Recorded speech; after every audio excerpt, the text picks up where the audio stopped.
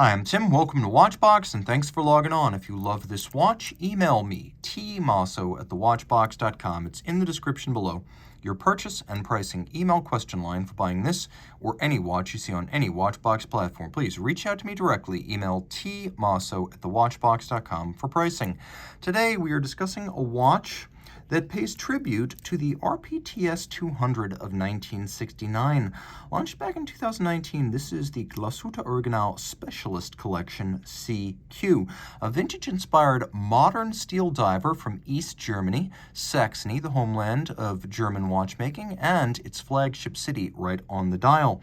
It's worth mentioning that if you go back to the origins of East German watchmaking in Glashütte and F.A. Lange in 1845, this company is the direct descendant of that original firm, and among others, the original Lange und Söhne can be traced in the lineage of this company, not the company today known as Lange und Söhne. History lesson over. Let's talk about what you get today. So this vintage-inspired diver in steel is 39.5 millimeters in diameter, 12.2 millimeters thick. It is 47.2 millimeters from lug to lug with a 20 millimeter spacing between the lugs. Pop open the clasp, and you can see the watch wears fairly compact. Because it doesn't have solid end links, the bracelet pulls down easily around a small wrist, and I can actually recommend this as a unisex option. Even if your wrist is 13.5 centimeters circumference, this is so easy to wear. You can see that the case is sloped, so it's pre-shaped to follow the contours of your wrist, and then the bracelet pulls straight down. So this is an easy watch to wear on a male or female wrist, and my 16 centimeter circumference wrist wears it well. It's also flat enough to fit underneath the cuff. So this is a very versatile watch for him or for her, casual or formal. Now the bracelet, though a 3-link, looks nothing like the Rolex Oyster. For one thing, you do have those pivoted end links. For another, we have large polished centers and relatively slender shoulders. The outer faces are also of satin finish, and you can see that every single link is removable.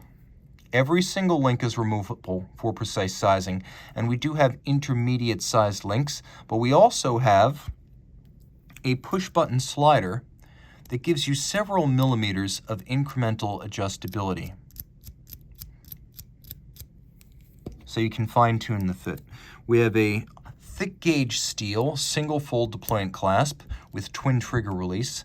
A company called Brogioli makes these clasps and bracelets for many different brands. You'll find a similar micro adjustment system on the watch from Lange und Söhne. Yes, that one may cost more, but you're not getting a better bracelet than on this Glashütte Original. Now the watch is more vintage inspired than the SeaQ panorama date, and you can see that in the crown profile where it's a no guard profile. The mid case is also a lot thinner, which is a characteristic of most vintage dive watches. There's a little transitional bevel that runs from end to end, but the ends are very squared off, a distinctive vintage Q.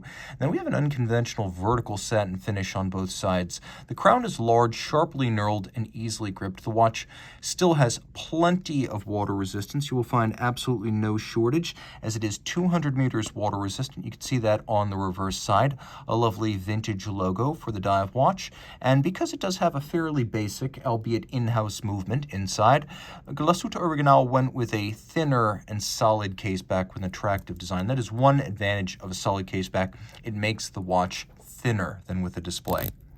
We have a 120 click bezel with a ceramic insert. We're going to do a loom shot here to get a good look at the watch in the dark. Note that although the bezel is ceramic, it does have a large luminescent bezel pearl. Again, 120 click. Let's hear it.